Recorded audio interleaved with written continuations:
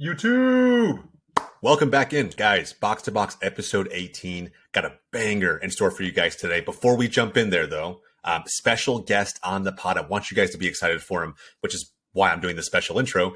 We got Maqwell on the show today. If you're not familiar with Maqwell, go check him out. At Maqwell across all socials. The guy has built a following on YouTube, 137,000 subscribers strong.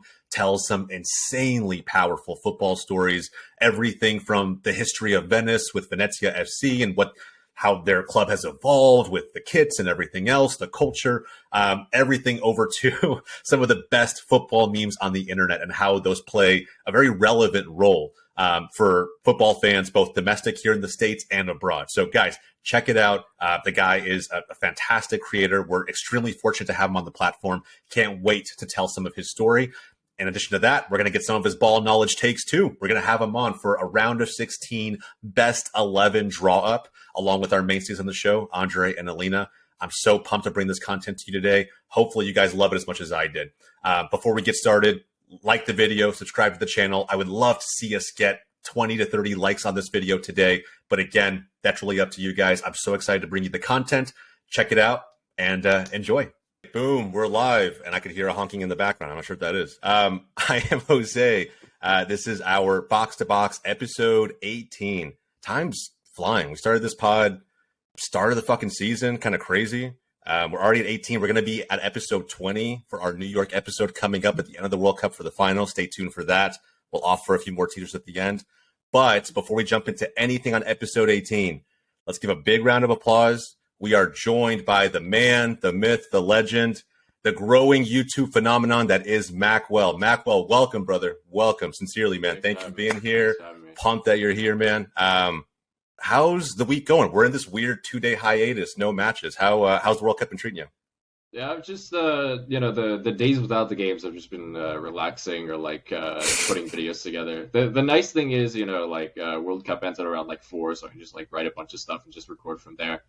But yeah, it's been fun. I kind of prepared myself for the World Cup by not watching that much European football in the first place, which kind of sucked, but it's kind of paid off because I've stayed up till I've woken up at 4 a.m. pretty much every day to watch every game. So yeah, it's been fun. Awesome, man. Yeah, and it's kind of weird. But right before the World Cup started, we were all used to having breaks in between matches. That's how normal club season works. And now I'm over here complaining that we don't have a match for 1 or 2 days in a row. We're spoiled. We're definitely spoiled. But with the group stage is past us. Round of 16 is officially past us. The theme for today is kind of assessing round of 16 matches.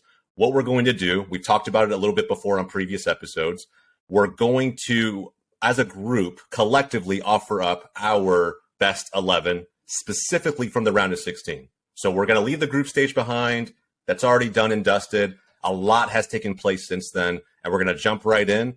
I imagine there's going to be some debates and I'm sure Andre's got some spicy fucking takes for us. But as we continue to kind of go through this, we're going to go position by position and kind of agree to the best of our ability on who the best 11 from the round of 16 should be. As soon as we get through that portion of our show, towards the end, we do have a section dedicated solely to Maqwell. We definitely want to hone in on his content, his channel. This guy's grown well up past the 100K sub mark, and I think he's got some interesting takes, not just to how to properly grow a soccer content channel to that point, but more importantly, what he loves about the game and what seems to capture most of his attention that he funnels directly into his content and his channel. So we'll talk about it. We'll definitely talk about it. But before we do, just kind of as we always do, guys, before we get started, if you wouldn't mind, of course, like the video, subscribe to the channel. It's free support for Box to Box. And of course, as always, Box to Box is brought to you by GOLZtv, GOLZ.tv, where you can get your free, unlimited soccer or footy content 24/7. And go to GOLZ.tv to check it out today. All right. So, guys, round of 16, a lot of matches. It's already done. We've seen who's progressing into the quarterfinals. At least a couple different upsets, and we could talk about those as we continue to have this conversation around who we think the standout players really were. But I want to kind of start position by position. We will go ladies first here, right? So as always on Box to Box, we're joined by Alina, aka GGSK. We're joined by Andre Gutierrez. And I want to, again, pick a position, maybe it makes the most sense to start from the back and move forward here. But before we do that, we got to decide formation. I think, in my opinion, 4-3-3 is, I don't know, it gives us the opportunity to include more tried and true attackers in the formation, but we can go classic 4-4-2. I mean, I'm up for debate here. What do you guys really think? I like 4-3-3. I am so kind of biased to 3-5-2 because when I play fantasy, I always go 3-5-2. You get 5 midfielders, but it's fine. We can do a classic 4-3-3. That's true. Works for me. Andre's a low block guy. Alina, what are you thinking here? We'll let you go first. We'll let you pick. We'll start from the keeper and move forward. We'll build around it. There you go. 4-3-3. I personally, my favorite formation to like play and watch is 3-5-2, but I think for like the purposes of fitting all the players from the World Cup, I think 4-3-3 would be best. All right. There we go. I think Alina's right for the purposes of this. And for the sake of argument, let's do 4-3-3. All right, so let's start with the keeper. And we had, I think, a couple different really standout performances, a few different teams going to penalties, and that can also factor into your decision here. So we'll start with Alina, and we'll kind of just open it up. She'll put a pick out there for the keeper position, and then we'll just simply agree or disagree and open it up for discussion from there. Okay, so Alina, take it away. Man, this might be just a tad bit biased, but I'm gonna go with Szczesny. Ooh. No. Well, okay. Yeah, Szczesny, I mean, really? Yeah. Hold on, I'm trying to think how that I game can went. see it. I'm trying to think how that game went. Give me a second. he stopped the penalty kick, right? Or are you talking about? Yeah, he are we did. talking about the last group stage match, or are we talking about Solely round of 16. So not from like the group stages up until the round of No. like, Yeah, after the round of 16. solely round of Okay, 16. okay. Just the round of almost 16. that one game's performance, right? And it's kind of sometimes unfair to the player because they've had some standout performances. Yeah. But if you can isolate, solely that round of 16 match, that's what we're looking for here. Okay. I have a good second choice. I'm probably gonna butcher his name, but the Netherlands goalkeeper, Noppert. Oh yeah. Noppert. Yeah. Okay. Dude, in the Against first the US. minute, Okay.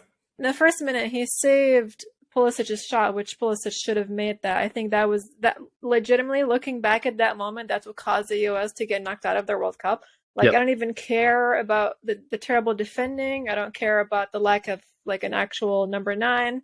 That moment is hands down why they went out. But I think for me, I never knew who he was, so that's what I kind of like gravitate towards. Like who's going to shine, who's going to be someone unknown, and now that we're going to kind of get to know them better. And I'm not sure where he plays club wise, but he might. That's a great question. He might be like highly sought after the World Cup.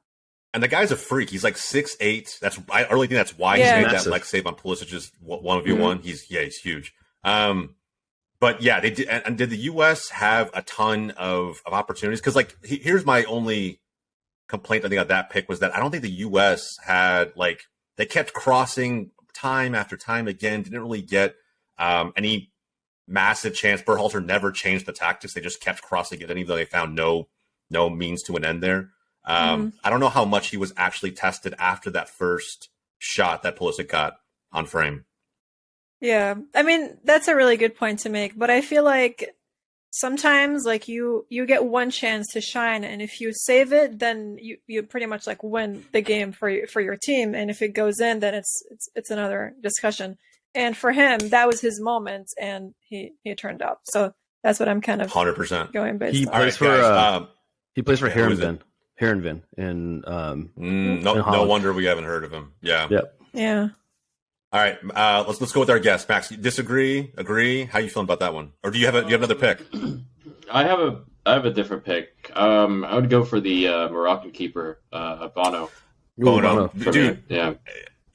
So how many? Here's my only complaint of that pick too is that Spain, dude, they're so the passing merchants of Spain. Just moving it side to side. I think they had like double-digit shots, one on target. They needed someone like Moreno so bad in this World Cup and just didn't have it because Enrique, I don't know what the hell he was thinking with his roster. But We talked about that on the show already. Yeah, my argument is mainly just like the penalties. Like I get it. Like Spain are literally just passing merchants. They can't do anything. I've watched them so many times. Costa Rica, I knew that 7-0 was just a fraudulent result. But like when you step up on penalties, I think that like that should be worth I guess a team of the week in this case. So Bono or Livakovic from Croatia? Livakovic, the thing with Livakovic, I also had him, but also watching the Japanese take penalties was truly painful to watch. They were not good at all. So I'd have to go Bono on this one. Okay. You know, I actually don't mind that pick because it was either going to be Livakovic for me or some of the saves Alisson was making for Brazil, even though they flat out stomped. I mean, at the end of the day, like Alisson made some pretty big saves in that game, but it's hard to ignore penalties. Like, what do we prioritize for this? The penalty saves? Yeah, I guess it's just a matter of like, you know, the magnitude of how important the shots are against the keepers. In my case, penalties. Yeah, well, if it's based on impact, I mean, this is history making for Morocco, so it's really hard to ignore that. Really hard. Andre, do you have a different pick? No, I like that. I like Bono. I think regardless of how Spain play, it's more about the way that I look at like MVPs. It's not about stats. It's not about like how many goals you scored, how many like saves you had. It's literally most valuable player.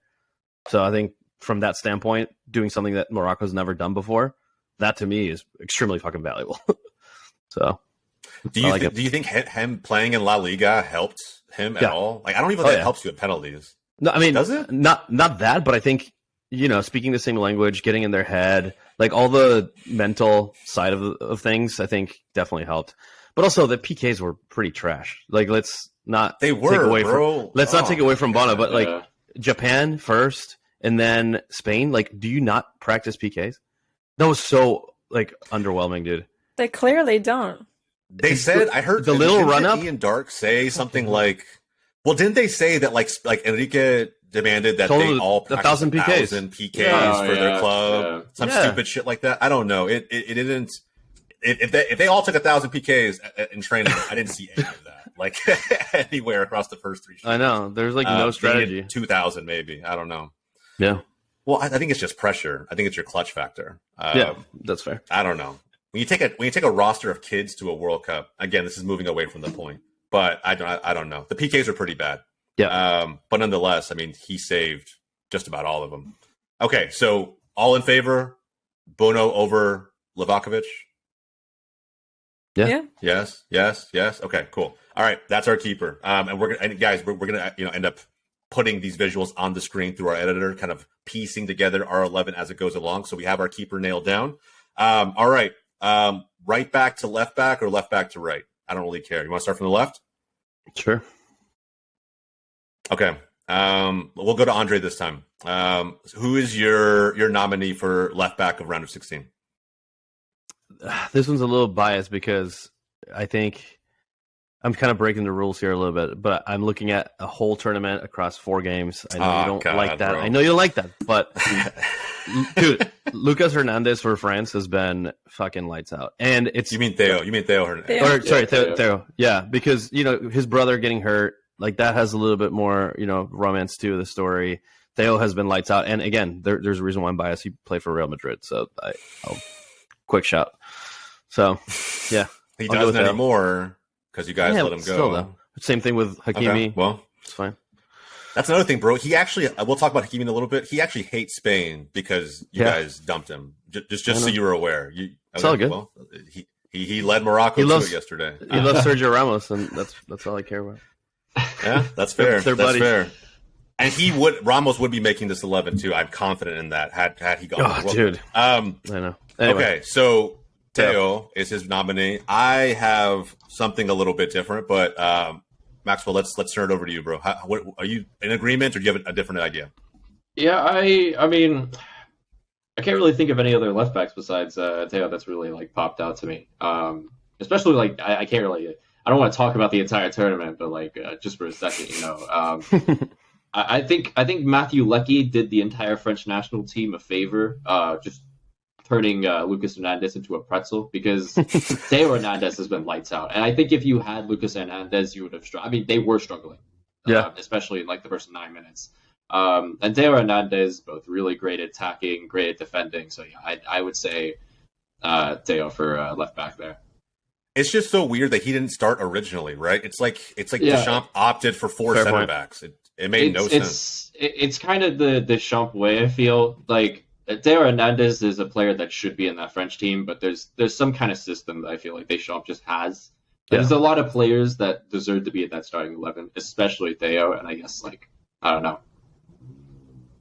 That's fair. No, I agree. I just think he's a better all-around option in that system, especially with the pieces that they have, than his brother. His brother's like playing next to him as a center back would make a lot of sense, but you have so much quality at that position that, maybe he doesn't deserve to be there either. But I don't know. I think Teo, maybe because he's young, he's always seemed like the natural starter in that position.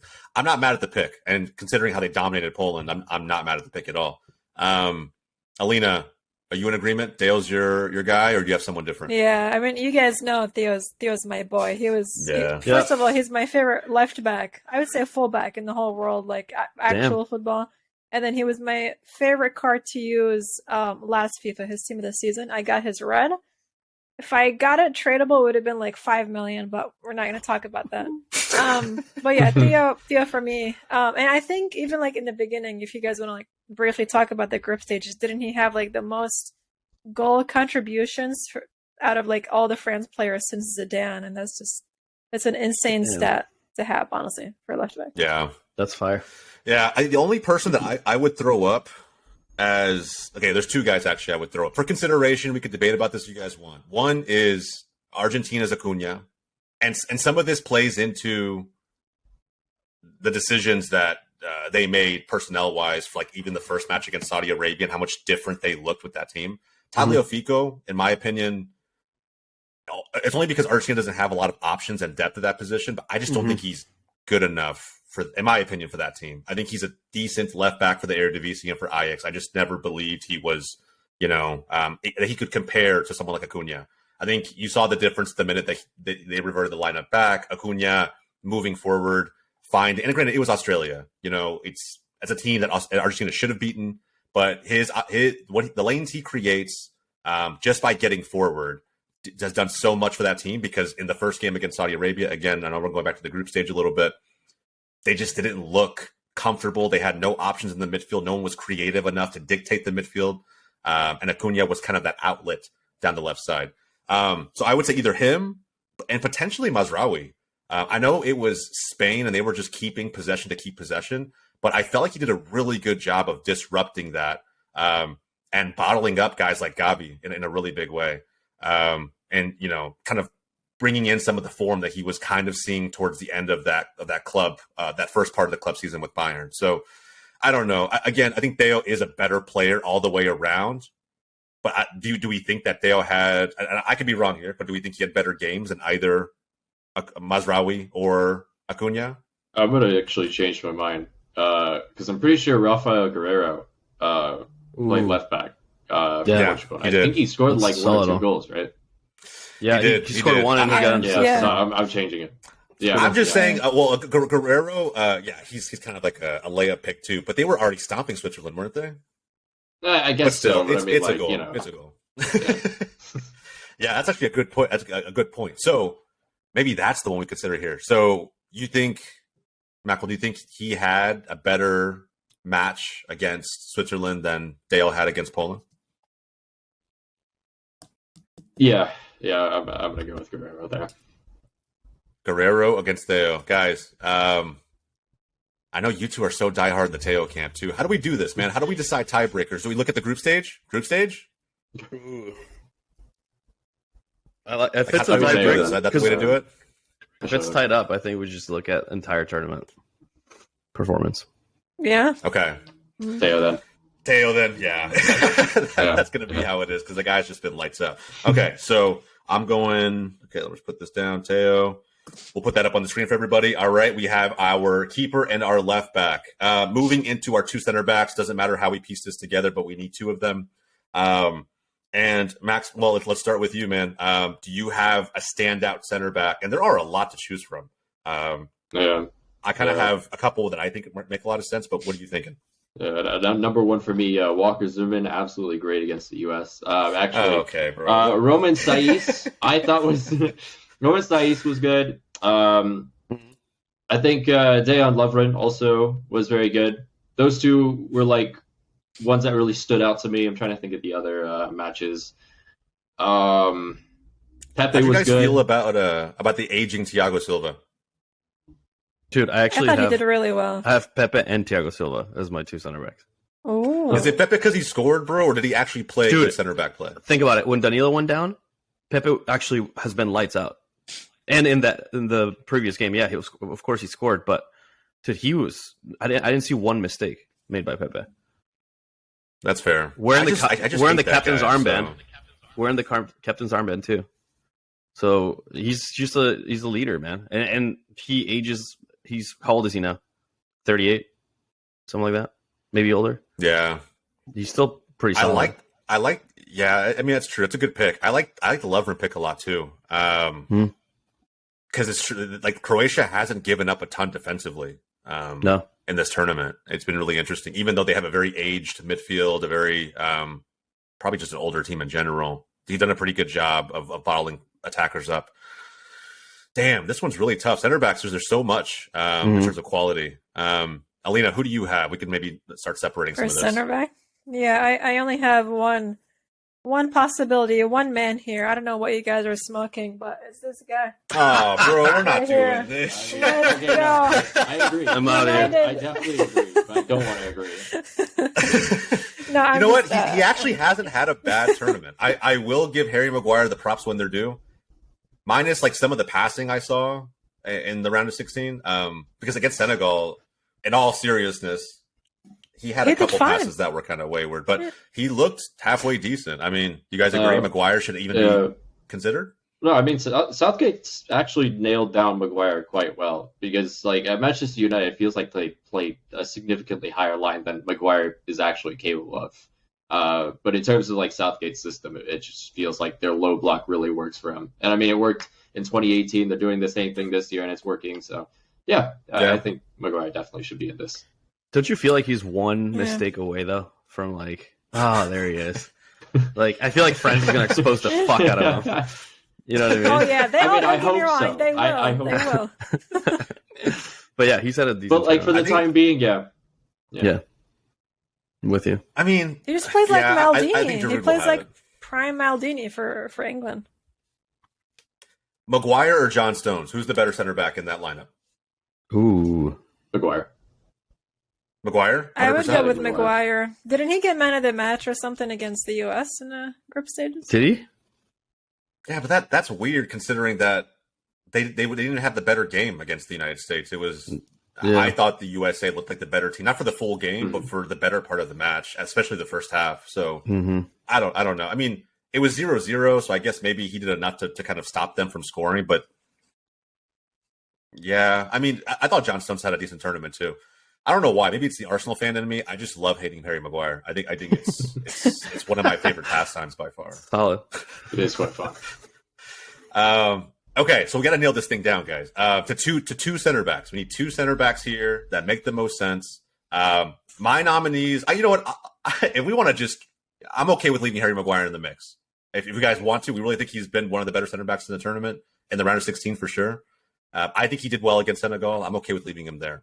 But we do need one more. Either Pepe or Saiz for me. Okay. I'll go Pepe or Thiago Silva. So there's two Andres? Pepes right there. Pepe or Thiago Silva for me. All right. Damn. JT. Why would you say okay? Bro, You just don't want to say yes part because of me was making this decision. Exactly. Because I hate Pepe, bro. That's I right. Saying that, dude. The guy is one of the dirtiest players of all time. I want to put him in real life, but but look, realistically, you're being objective. Yeah, okay. Oh man, so much of me hates this. But Who we'll would go have with thought Pepe it? and Harry Maguire. Who would have thought that? Bro, That's I did the not thumbnail. wake up today. That's the thumbnail right there. I did not wake up today expecting to put Pepe and Harry Maguire in my best 11 of any stage of this World Cup. Never did I see that coming. But F it. It is what it is. Okay, guys. For those of my friends and family who are listening, I'm sorry. Okay, we're moving on to the right back. The right back's really interesting. There's been a lot of contenders for this one, I think anyway. And you could look at everyone from Diogo Dalot to Hakimi to I'm sure there are people I'm forgetting, but there's a lot of options here. Let's start with, again, Alina, we'll go ladies first here. Your right back, if you have one, is there someone that stood out to you? I think for me, hands down, Dumfries. He got, I believe, an assist and a goal, and he carried hard that game. And his value is skyrocketing at least like 30 plus million. So Dumfries for me. And I liked Dumfries before as well. I've probably mentioned him during one of the past. We've talked about it. Yeah, sure. You definitely you follow him. Sure. You follow him. I like that guy. Yeah.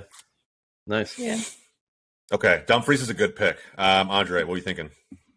I was going to go. Disagree? Do you have another player? No, now that I think about it, I do agree. I think I just forgot about that game because it was the first game in the round of 16. So it doesn't feel as recent in my memory. I was thinking of Hakimi just because he scored the winning PK. He was lights out against Spain, the Penguin celebration. I don't know, the whole thing. The wiggle, bro. But yeah, I mean, I'm good with Dumfries. It's hard to argue against Dumfries, to be quite honest. What do you guys think? Yeah, I agree with Dumfries. I think like second place for me definitely would have been Hakimi, but Dumfries was lights out. Yeah. We'll put Hakimi on the bench. So damn close, man. For me, is the Panenka. The Panenka, that ice, nasty. bro. The ice in the veins. I was like, disgusting. Damn. He just shit on that whole team. Just on the whole country, dude. He just on the whole country. Oh man, Roach just bullied a bunch of children. Seriously, legit, just completely dragged kids through the mud. It's crazy. Okay, well, that one was an easy one then, I guess. I just thought the ice in his veins would have maybe taken over the top, but Dumfries is a solid He's solid, pick, dude. So, yeah. And I think if there was an argument against Dumfries, it would be how poorly the Americans defended. Like, dude, 3 goals where the backside runner is just not tracked. Yeah. Like, what are we All doing? you gotta do is take a peek. You played defending and training. You played outside back. All you gotta do, your number one. It's not hard. Look over your shoulder, bro, and run. That's all you got. Not that hard. Check and run. There were 3 dudes on Memphis in that third goal. There were 3 dudes on Memphis. Anthony Robinson was playing center back. Like, what the fuck are you doing, bro? We're not gonna talk about it, Max. It's gonna piss me off. Yeah. Never mind. I won't go there. Yeah, it's fine. It is what it is. I'll take Dumfries. The guy had an assist and a goal, and I think that his price tag, like Alina mentioned, it is skyrocketing mainly because there is that English tax that comes along with hype around players that could move into the Premier League. Dumfries may be that guy. I don't know. We'll see. But he's got a lot of eyes on him. All right. In the spirit of this 4-3-3, right? We have 3 mids that we can now choose from. I don't know if we want to go with if we want to get really technical here and go with a tried and true pivot, a defensive mid of sorts, and then have 2 midfielders in front of them, or a flat 3 in this formation. Totally up to you guys. We can let's just start with one. If they're a holding mid, great. If they're not a big deal. But let's just start with the first center mid that we think is kind of balled out in this opening round of the knockouts in the round of 16. Let's start with Maqwell here, bro. Do you have someone? I kind of have an idea, and I'm sure Andre's going to love this pick. But let's start with you, bro. Who do you think kind of stood out as a center mid that was really kind of dictating the tempo and the play for their team? I'm kind of still processing it right now. I thought Frankie de Jong was really good against the U.S. The Dutch mid block really stopped a lot of our attacks, and I think Frankie de Jong was a perfect part of that. I'm trying to think of some other. I agree. Just go back to me. I'm still No, you're good. You're good. Continue to think on it. I'll throw my pick out there, and we'll kind of keep it going to Andre and then Alina. I actually, against Poland, and actually this does play a little bit into his group stage play a little bit too. But for me, Tchouaméni has been fantastic. I think he offers so much freedom and flexibility to his midfield. Rabiot's kind of surprised me too, to be honest. I feel like I shit on him a lot. And he's actually for France, he looks like a completely different midfielder. Even Alina, right? In our group chat, we'll talk about it all the time. Alina's like, yeah, renew that man. But he's had a great tournament. But Tchouaméni I feel like has just, I don't know. It's hard for me to kind of like him because he's a Real Madrid player, but it's I don't know. I watch him play and I like it. I love it. I would love to have a play like that in the US side. But damn, Frankie did. He looked really good against the US. That's a really hard pick. Andre, what do you think? I mean, I'm gonna go with my Leeds boy, Tyler Adams. Had a fucking great tournament. The one slip was that goal, the first goal against the first Holland. goal. Yeah. That's the only thing. That's your only thing, dude. But when you play against teams like that, that kept me from putting him in the lineup today, though. In all honesty, yeah. No, that's fair. He has had a great tournament, but that was such a massive mistake. Just not tracking runners at the top of the box. Yeah, I don't know, man. I think to me, it opened everything up. Yeah. And on the flip side, Jude Bellingham. Jude. I was gonna say Jude, but Jude is more of an offensive player or attacking player. But I have Jude as one of my three. If we were talking about pivot only, I would say probably FDJ. Yeah, I think Frankie De Jong just bossed that midfield in that game. Alina, what do you think? Man, I'm thinking a little bit. If we're only going by CDM defensive mid, I really liked Casemiro and I really liked Amrabat from Morocco. But Amrabat was everywhere. Yeah, he exactly. He's everywhere. He just runs. So he goes offensive sometimes, and he plays as the the CDM that kind of passes around, and sometimes he's your box to box. So I feel like he does it all, and that's why I don't know. I feel like he bossed that midfield and against Spain, who literally had possession passes with no direction at all. I don't know. I'm torn between Casemiro and Amrabat, but I think if I had to pick one, I would pick Amrabat.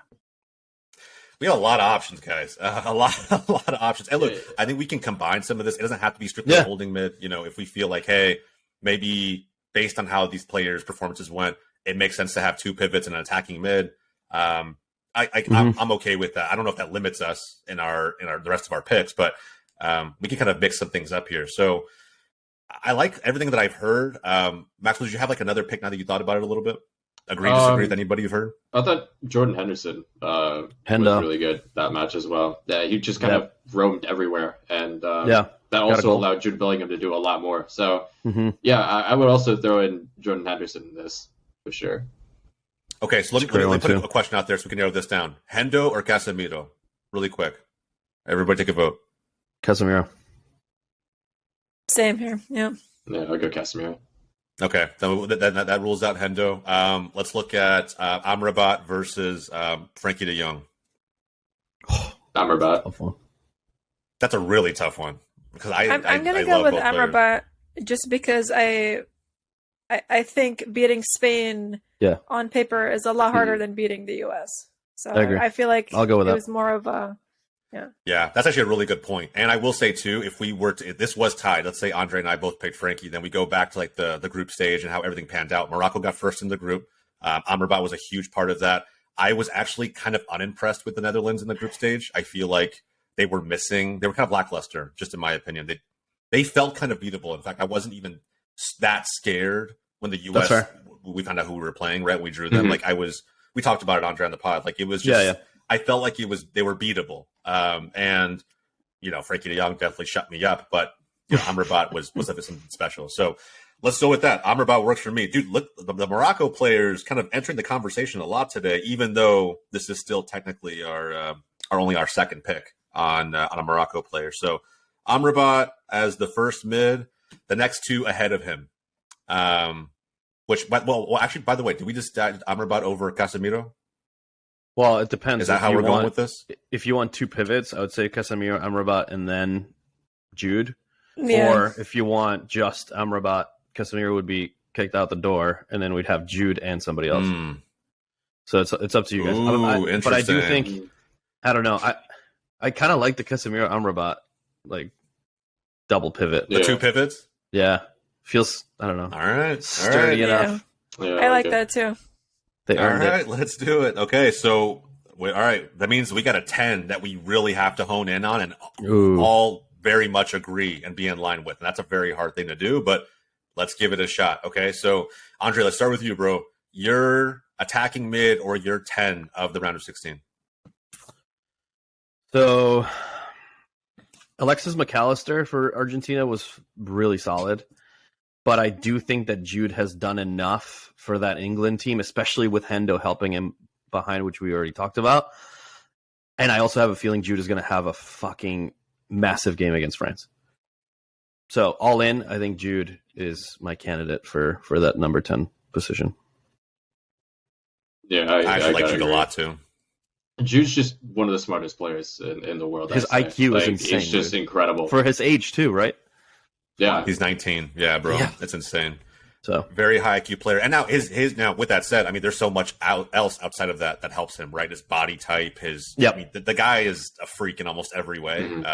His athleticism, his brain, everything. So Jude is a really interesting pick. How did we feel about guys like Bernardo against Switzerland yesterday? Did he play a number 10 role? Or did he kind of? They were floating a lot together in the midfield. Davio was floating with him too, quite a bit. Yeah. Bruno would trickle into the midfield from the outside position a lot too. Joao Felix would even take that space if needed. So there was a lot more interchangeability with Portugal, which maybe is a case against Bernardo. But again, I'm just kind of curious to see if we want to introduce anybody that we feel is right in line with Jude in terms of value. Alina, what do you think? Agree, disagree? Any player that you would pick outside of Bellingham? I really liked Paquetá, and not just like in the round of 16, but I liked what he's done so far. And I don't know, I mean, he did get a goal. It was like a later goal after the game was pretty much over. But I do think he does a lot of work that goes unnoticed and allows the other strikers to just, do their work. And I don't know. Paquetá, plus his dance was fire. For sure. But Paquetá, it's a player that I followed for a while. Like I followed him even before he came to Milan, and then like the first few months he was at Milan, he was killing it with oh my gosh, what was that guy's name? Piontek, who everyone thought was like gonna be the best new number 9. My and then man. I don't even know where that guy is now. But I don't know. Paquetá is just some non-existent team. But yeah, Paquetá for me. But I think Bellingham is, overall the better choice, but I think Paquetá is a strong second. Yeah, it's hard to argue against Jude, man. The guy's been just fucking lights out. It really has in every way.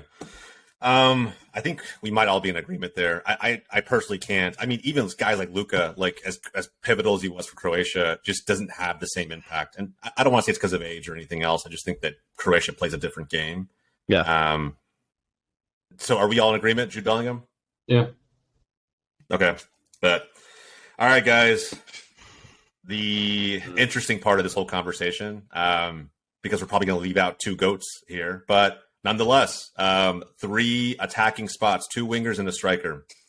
Lot of choices, I think, here. I think the striker's pretty clear cut because if you base it off of stats alone, there's only one guy that really kind of levels out at the top based on goals.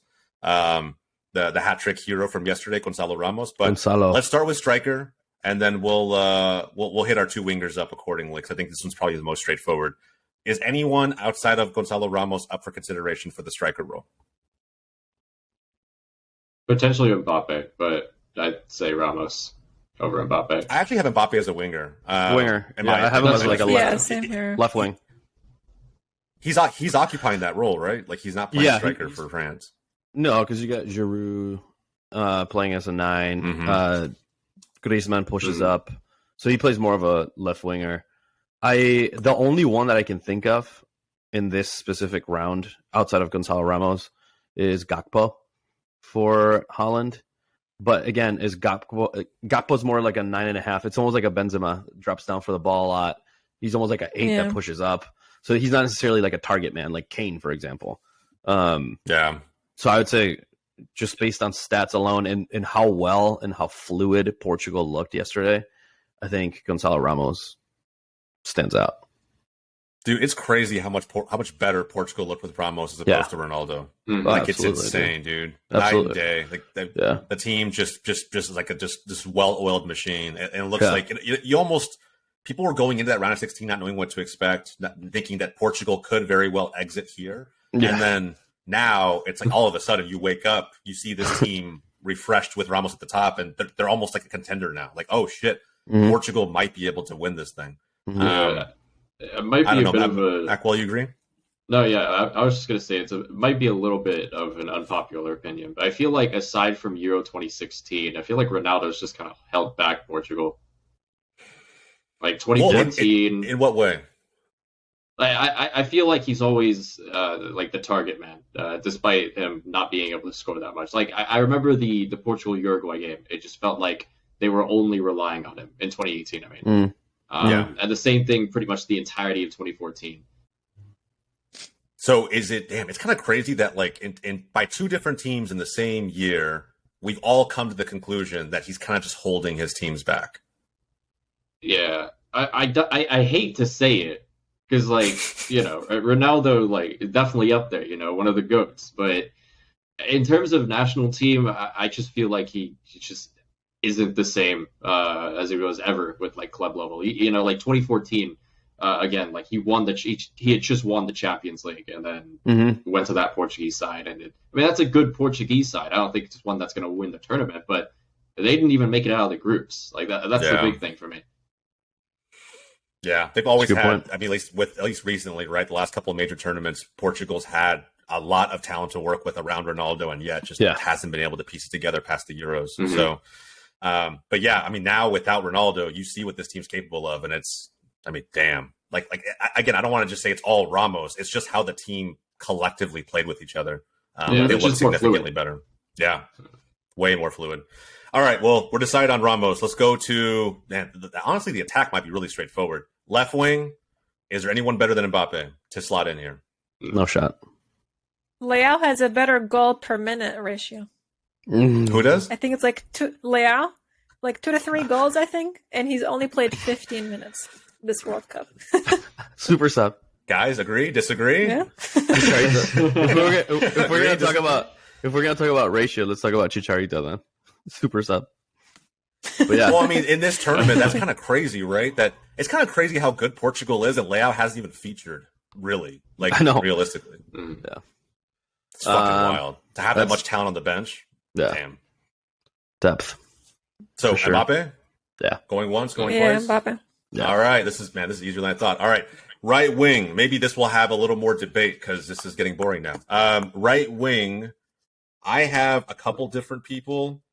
Let's start. Yeah, I'll throw a couple names out there. Maybe this will get the juicy conversation started. I have either Ziyech from Morocco, who I thought played his role extremely well, or even as far as like Doan from Japan. Mm. And in the first half, Japan looked good. I don't know what the hell happened second half, but the first half, Japan was like, damn. Yeah, This team can play. Mhm. The build-up play for the goal itself was fantastic. And, of course, you know, the goal came off of Doan's cross. I thought he was owning that right side really well. I don't know. Agree or disagree? You guys have anybody else that you want to kind of throw in here? I got Rashford, dude. Rashford's been fucking amazing. I mean, yeah, the whole Sterling thing and not starting. I and- would take Saka over Rashford. Oh my. Okay, you would. Obviously, you're wearing the badge. I get it. But take your Gunnar glasses off and really look at what Rashford has done for this team. Come on, man. Come on. I'm sorry, bro. It's just my inner bias I can't pick Trashford, bro. It's just it's hard for me to do it. It's really, really hard. It's so difficult. Like, and that's that I threw Pepe McGuire into this shit. It's so difficult for me to throw Rashford in. But I mean, you Bro, want to nominate him? listen, Sure, we'll have a vote on it. If I could be forced to wear a Tottenham shirt, then you could put in Rashford. I feel like that's that's fair. That's so true. I saw that in your video. I love that video, by the way. Yeah, I That love was that sick. video, by the No, way. I mean, the thing with I would have no, thrown no, up. I would have thrown up. There's no way I would have put that shit on. But I actually Yeah. spat on the fucking bash once I took it off. No, the thing with Rashford though is, as much as I want to agree, he didn't really play that much of a role in the last 16 match. So I wouldn't consider him for this specific team. fair enough. Maxwell? Who do you have? Yeah, I mean, Ritsu Dewan I thought was very good. Yeah. But I would have to go with Hakim Ziyech because Ritsu. The thing with Ritsu was he's really good, But then Japan completely changed how they played in the second half. That's kind of why Croatia Absolutely, was dude. back into the match. And also, he was literally Makes no subbed sense. off at halftime. Mhm. So yeah, I would have to go Hakim Ziyech for this one. Yeah, it's crazy, man. Ziyech was almost forgotten with Chelsea, and even with his own national team, right? And then it's crazy how a few months just changes everything. And Totally. the guy is now very much a go-to leader on the pitch for Morocco. Alina, did you have anybody outside of Ziyech or even Doan? No, not really. I mean, most of my list is actually left wingers. Like I have Mbappe, Leao, Perisic, which that Perisic goal was beautiful too. That header. It was beautiful header. But where are we not going to include Messi though? No. Messi played Because more of he a kind of striker plays role. on the right side, and then he kind of goes in He's the a middle. floater. It's tough I think for he's me. a floater. It's He's a really, floater. Yeah. Yeah. He plays How does everywhere. he start? How does Argentina start the game though? They start with two strikers basically, right? And he's one of them. Pretty much. Yeah. He kind of like drops back though. That's why I was kind of maybe considering him as like maybe a number 10 role. But I'm like, I don't know. Like there was probably a better player there. Yeah. Like Could we had put Lautaro him on the Martinez left wing actually for this? And then switch Oh, Mbappe. the right wing. Sorry. No. No, sorry. I meant right wing. So could we put him ahead of Right wing. Ziyech on this list? Do we think he's been a more impactful player for Argentina than Ziyech has been for Morocco? No. I would say so, yeah. But No? again, I don't know. He's not like a true right winger. Is Bizosho is talking. the only issue I have with this. Yeah. Hold on. I want to hear this argument. Go ahead, Andre. Tell me why he's not an impactful player for Argentina, considering the goals I that never he said scored, that. not just in the round of 16, but in the tournament. No, Go ahead, I didn't say I that. want to hear it. No, I didn't say that he wasn't impactful. I said we're looking at round of 16. Who did more? Who looked better for their team? Who was more valuable? I think Ziyech, by far. I wouldn't think. So if Ziyech didn't score a goal, if he didn't score a goal to send his team through, where does the impact come from? I'm just playing devil's advocate here. So no, that's argument. perfectly fine. I also think based on the position that you're having him on, like what position does he actually play? Messi. if you do it off of like what lineup gets submitted, he's actually a striker, technically. Okay. But I do think that he starts on the outside a lot and comes in, and I agree with. I mean, with yeah, Maqwell just occupies a 10, like he occupies the 10. That's how they scored against Mexico, right? He just sat on top of the box. That's how he scored against Australia, right? That little ball through the right side, dinky finish. So, like, I mean, yeah, he's obviously fucking one of the GOATs, but I don't know, bro. Round of 16. Really good. I just thought maybe his teammates made him look worse because Lautaro Martinez had maybe like 4 different chances that he. Oh my god, he's Lautaro. He's the modern Gonzalo Higuain, bro. Holy shit. Modern day Higuain. On, you know. Yeah. I think he's struggling with an injury now. I heard. I think he's injured. I don't know. And what's his name? Oh man, DePaul. DePaul is also training Rodrigo separately from the group, so we'll see how that goes. Oh, I honestly can't stand that guy. You know who's been solid? Julian Alvarez. I know we're deviating, but if we're talking about Argentina, Julian Alvarez has been fucking lights out. And he's another guy too, who's a striker that they use at least to start off matches as a winger. Yeah, and he cuts in. Argentina plays really weird. A lot of their attacking core is very fluid. They just kind of interchange positions constantly. So, I mean, okay, let's answer the first question of, does Messi deserve to be in this lineup anywhere in the attack? And if so, who does he take the place of? Has he been more impactful than Jude Bellingham for England? I don't know. It's a toss-up for me. It's tough, bro. It's so tough. I think the only place where you can actually slot him in. Go ahead. What do you think? Oh yeah, I think If I was to put him anywhere, it would have to be the number 10. But like putting him above Jude, yeah, I think it's hard, man, because there's different aspects to the game, and I feel like there's parts where Messi wins the battle, and then there's parts where Jude's won the battle. Yeah, it's difficult. I don't know. Like if we had a bench, maybe I could just throw one of them on there and just maybe feel all right. Okay, let's say we did. Who would you throw on the bench?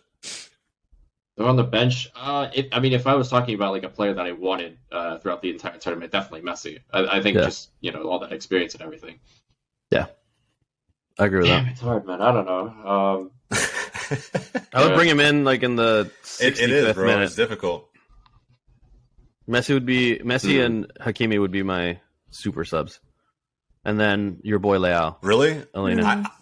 I would actually do it differently. Well, actually, it kind of depends on what type of system you're fair. running. Are Right? we We're going to looking- get really in the weeds here because Messi walks so much that and he's constantly analyzing. That's why I think for me, he's different than any other player ever. Is that the guy is just like his brain's a fucking computer, and he's just like walking around analyzing the first 10, 15 minutes of every game before he starts physically exerting himself and getting involved.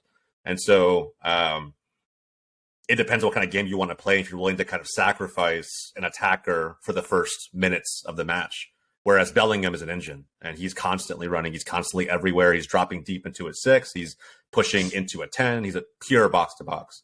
The engine never stops either. So yeah. And then you get into the whole thing of like, are we chasing a game, right? Are we down 1-0 in the 70th minute? Who do you bring in? Or are we winning 3-0 and you want to keep possession? Like then you start getting more into the tactical shit. But I do agree with Mac. I think having Messi as your guy off the bench would feel good for me. But I don't think he's done it more than. So we're all